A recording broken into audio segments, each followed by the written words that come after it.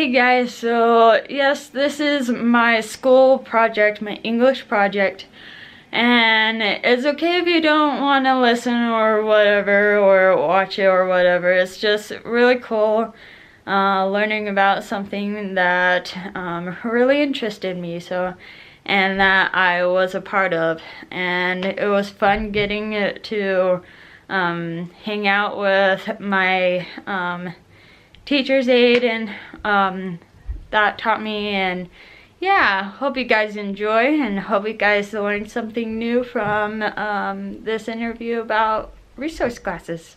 So what's the positives and negatives of being in resource? Resource is special education for students who have mild and moderate disabilities. And the reason that somebody would be in resource would be because they need specialized instruction, right? And specialized instruction can look a lot of different ways. So a positive about being in resource is that it's intended that a student would get the help that they need to be able to access their education. I think that's a positive. If the student has a disability that stops them, and that can look like a whole lot of different things. Yeah. Disability, sometimes I think the general public thinks that a disability means something that you can see. And that's just not true. Learning disabilities can't be seen. Anxiety and emotional disabilities can't be seen, except for through behavior, right? So I would say a positive is that the student gets individualized instruction, or specialized instruction, excuse me, that meets their learning needs. A negative, in my opinion, is that sometimes students who need specialized instruction are labeled as not capable, or students who access their education through special ed feel like they're not as capable as they really are, or not as capable as other students are.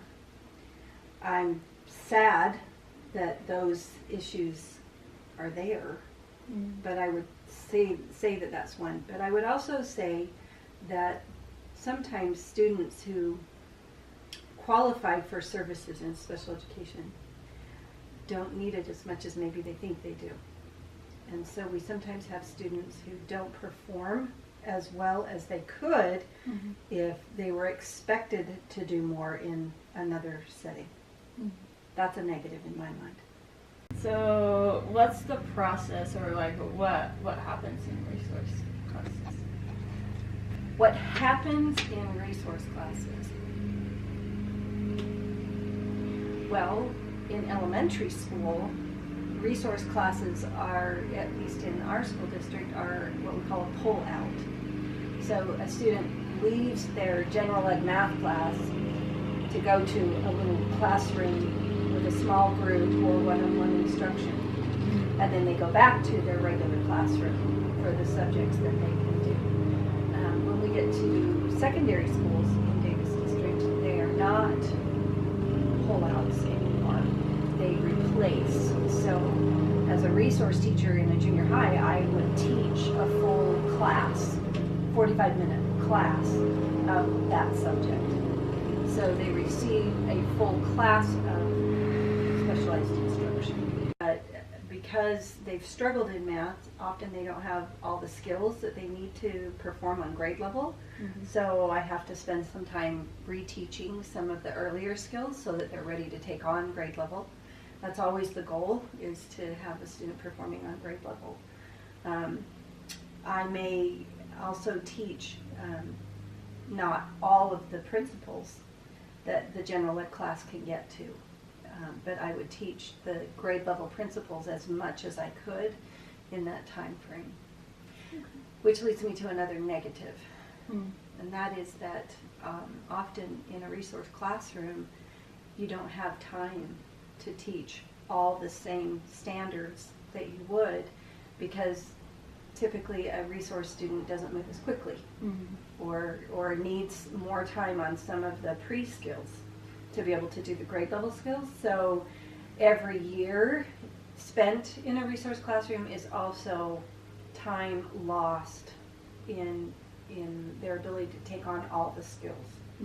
They get a little further behind grade level each year that they spend in resource, just because we have to move more slowly and students are just able.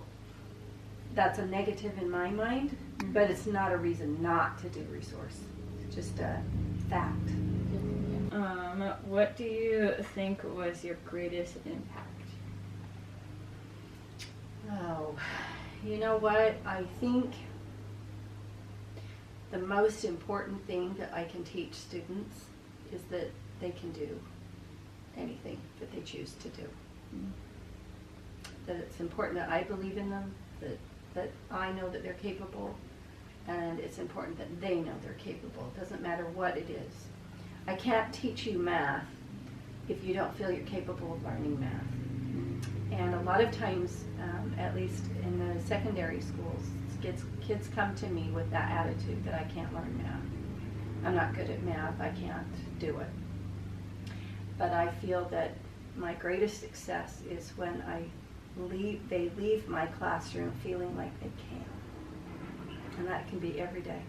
They can feel capable of what we did that day.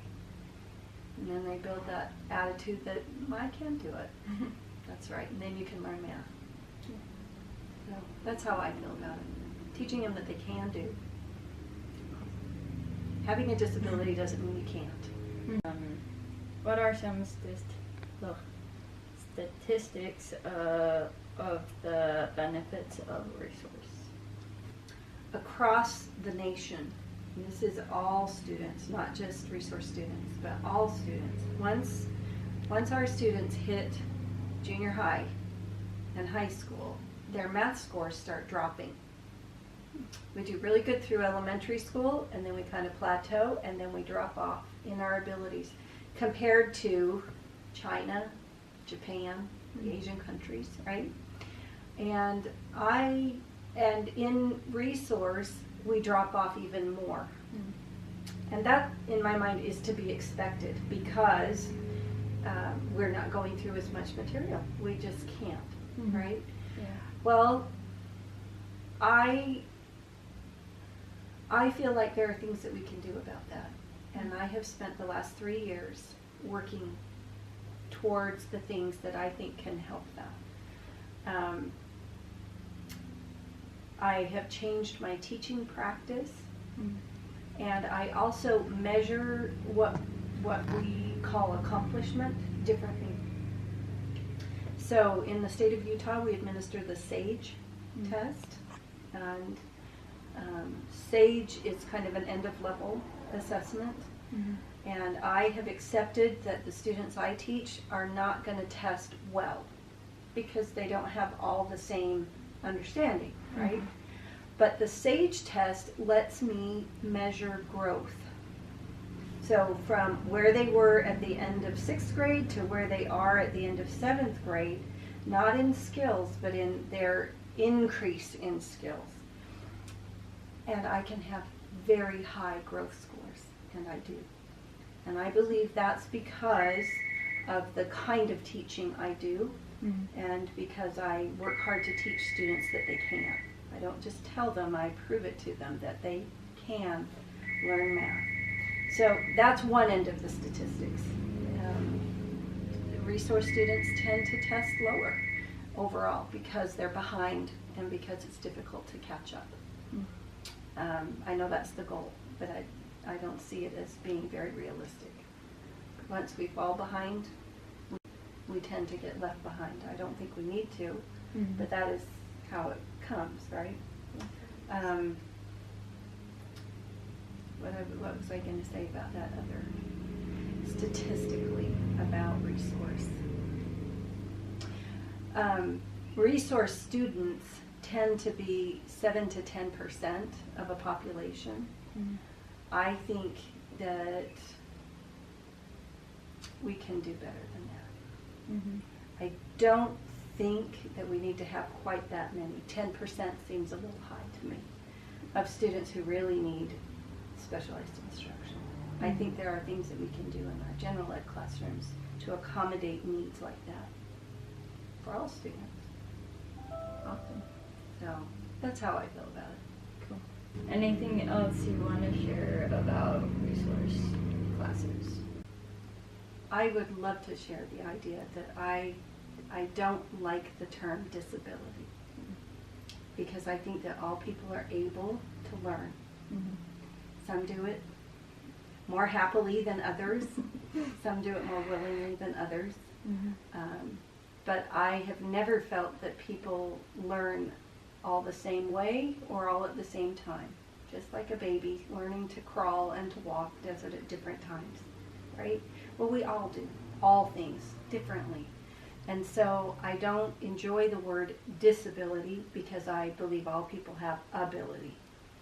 And I think that a resource classroom should be a safe place for people to test their ability Mm-hmm.